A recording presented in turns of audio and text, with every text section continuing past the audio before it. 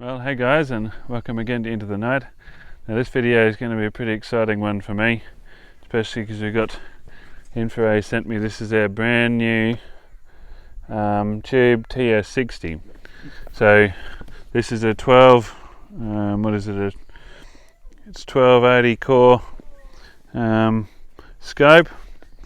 Yeah, it's 1280 by 1024 with a 12 pixel pitch, and for 50 Hertz, 18 millikelvin sensor with an f60 over 1.0 lens.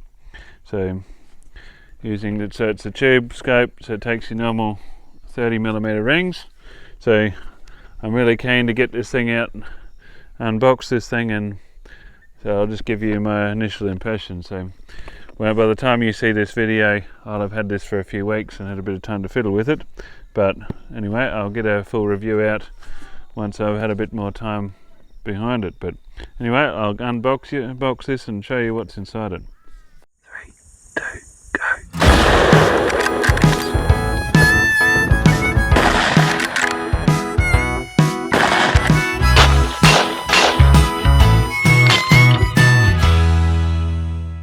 Okay, so here we got the box.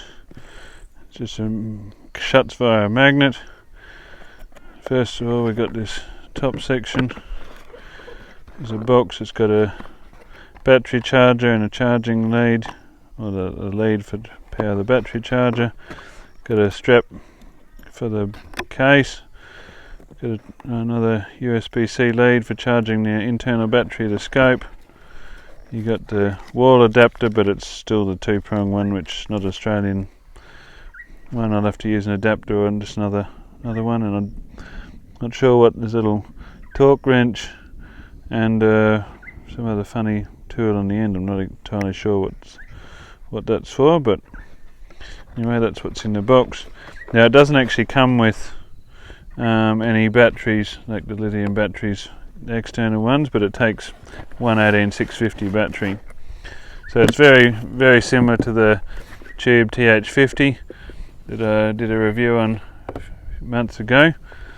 This one here is the TS60.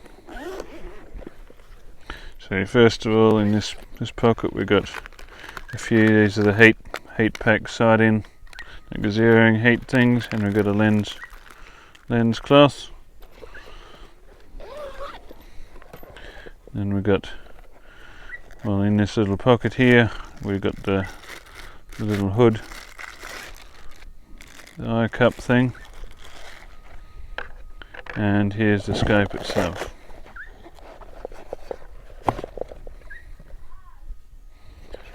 Put that aside. So yeah, I'll have to put it on the scales and give you a weight, but it's not overly heavy. It's probably around about a kilo, maybe a bit over a kilo. I'll have to confirm that. There's no instructions or specifications in the box, so but it feels very similar to the TH50, but it's got a bigger 60mm end on it instead of a 50. Well, they've got a nice spring-loaded cap on there, which is an improvement over the TH50. That focus ring is really nice, very similar to that TL35 SE that I've been using for a fair while. But you got there's your cap on this side to take off, so you got USB-C there, so you can plug your cable in to get your data off or charge the internal battery. There'll be a little light. Aussie biting me on the arm. There's a little light there which will go red when it's charging and probably green when it's finished charging. And this is your battery. So you takes 18650 in there, which I've got one in my pocket here. So you'll put positive end in first. Now this is something that annoyed me with the TH50 as well. When you go to put this cap back on as a battery, you got to get it lined up really well, otherwise it's really hard to. It's a bit hard to line it up and to start. Yeah, so you got your buttons on the top here. So that's your brightness button, there's your camera button, which still you got to press it once, takes a picture, press it and hold it to take a video. There's your color palettes button. Also, if you long press and hold on that button, it turns your picture in picture on. And yeah, so no, long press on that button, it turns on your picture in picture function. And the long press on this one turns on your statometric rangefinder. I think it is compatible with the laser rangefinder, which I've still got it in the cupboard. I might try it on here and see if it's compatible later on. But if I feel the need to do that. Now these rings that it comes with, it's a single piece 30mm rings. If you didn't want that, you could put probably standard rings on it, but I like how it's got these quick detach rings. They feel really nice and smooth. As a frog thinks it's going to rain here in a minute. So there's your lens in the front, a beautiful big lens. Your diopter adjustment on the back there. So yeah, there's your menu function, same as on the TH60 on there. So yeah, initial impressions, it feels like a really nice scope. I'll overlay put a bit of footage in here. The footage, probably, as with all other thermals I've ever used, not expecting the video quality to be as nice in the footage as what you get in the eyepiece. So we'll turn it on first. So you long press and hold. There we go. It's pretty clear.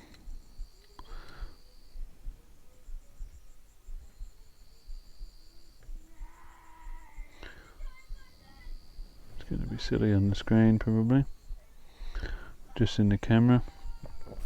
But now this is another problem. One thing I don't like about a lot of the InfiRay products, they take a long time to start up. So I think it's about 25-26 seconds, I think I've counted. So if you can see on the bottom now, if I can get this in focus, you got two, like the bars on the left hand side, that's the external battery, and the bars on the right hand side, that's the internal battery. Now if you press a quick press on the top, brings up your menu, so then your top one there you can change through to the different reticle styles.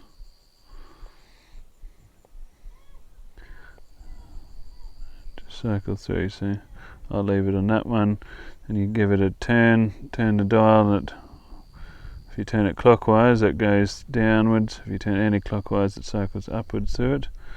So you can change your colours. You got red, green, black with a white centre, white with a black centre, and back through them.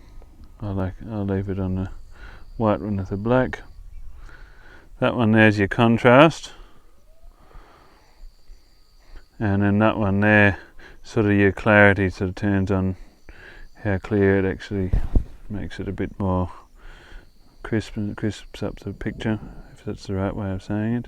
So then there's obviously zeroing distance in the bottom, so you can change that from it's come standard as 100, 200 and 300 meters, so you've got to zero each one individually.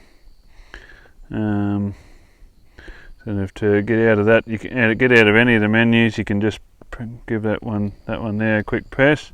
But if you're out of the menus, you give it a quick press and it recalibrates the sensor. Now if you long press and hold on the top, you got your ultra clear mode. You can just select that by just pressing, and you can turn. Then you got your Wi-Fi, Bluetooth. There's recoil activated video, so I might turn that on and I'll try that down the track. Motion sensor, I don't really need to use that at the moment. Compass.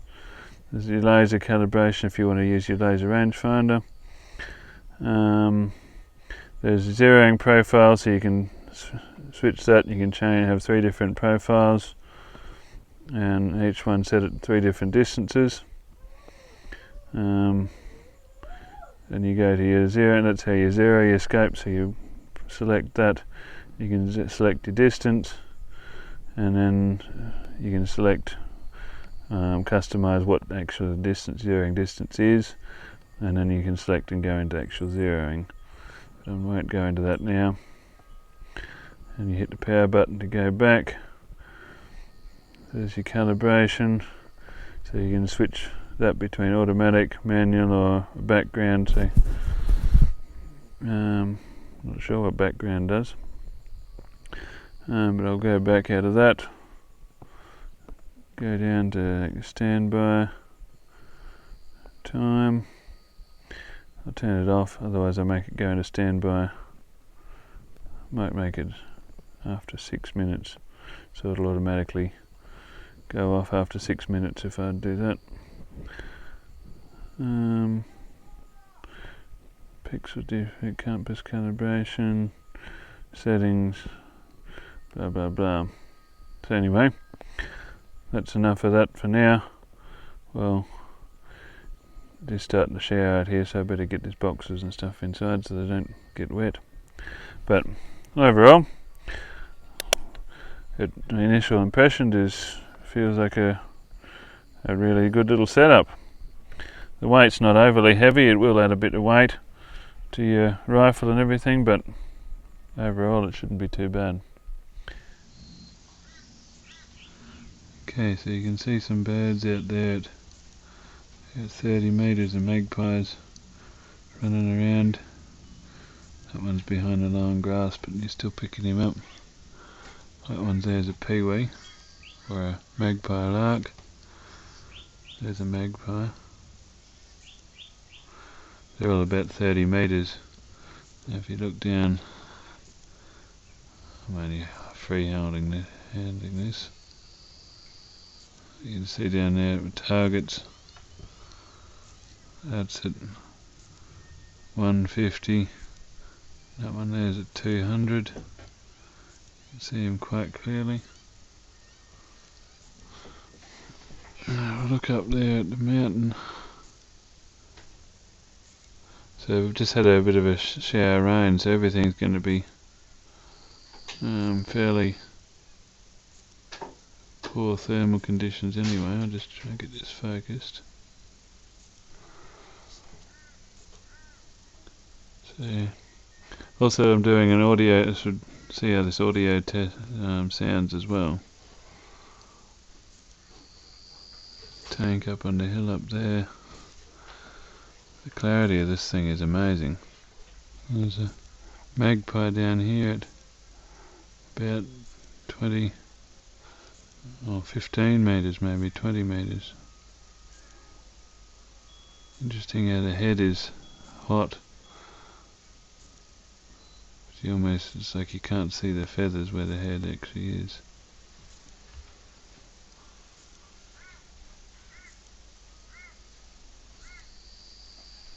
Well, it started raining out there and I was getting wet, so I thought I'd better come in with my microphones and all my other camera gear and stuff. So anyway, not that it shouldn't affect this thing. It should be fairly well waterproof, but my initial impressions is it feels like a very good scope. Even though it's drizzling and raining and everything's wet outside, I can still see very clearly a long way. Like even out down them trees down there at 600 metres, I can clearly see them, the grass, everything. And I think there's some couple roos over there about, they're probably 800 metres away, and I can distinctly see that they're roos and not cattle. So that's the importance of having a very good quality sensor in this. It's a 1280 by 1024 sensor in it, so it's going to pick up a lot of detail, especially being 18 millikelvin sensor as well. So anyway, I'll leave the video at that. watch the space. I'll do a proper, more in-depth review of it once I've got a bit more time behind it, and I can give you my honest impressions of it. So yeah, until then, if you haven't already subscribed to the channel and you want to watch the video, go and click subscribe down the bottom, smash that like button, and listen out for make sure you hit that bell notification as well, so you'll be notified when I do post other videos. So the frogs are pretty happy with the scope too, by the sound of it. But anyway, I'll leave it at that, and I'll catch you on the next video.